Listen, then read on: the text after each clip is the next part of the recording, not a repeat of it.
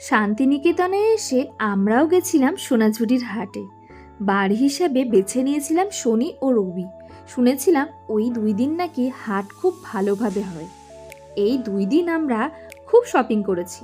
সত্যি বলতে কিছু কিছু জিনিস খুবই কম প্রাইসে পেয়েছি।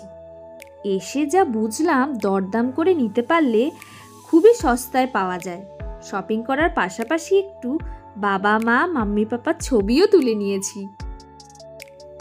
সোনাঝুরি হাটে খুব সুন্দর সুন্দর কালেকশান, কত রকমের হাতের কাজ, সুতায় বোনা বিভিন্ন রকমের শাড়ি, বিভিন্ন রকমের জামা কাপড়, কসমেটিক, জুয়েলারি, বিভিন্ন ধরনের ব্যাগ, হাতের তৈরি কত রকমের ঘর সাজানোর জিনিস, দেখলেই যেন মনে হয় সব কিনে ফেলি।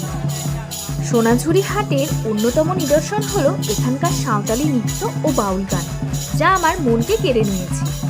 এবার বলুন, আপনারা কারা কারা এই শান্তিনিকেতনে এসে সোনাঝুরির হাটের থেকে শপিং করেছেন?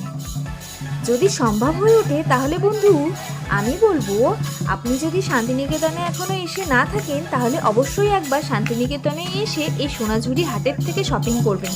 দেখবেন ভীষণ ভালো লাগবে, কম দামের মধ্যে জিনিসপত্র খারাপ না, খুবই ভালো।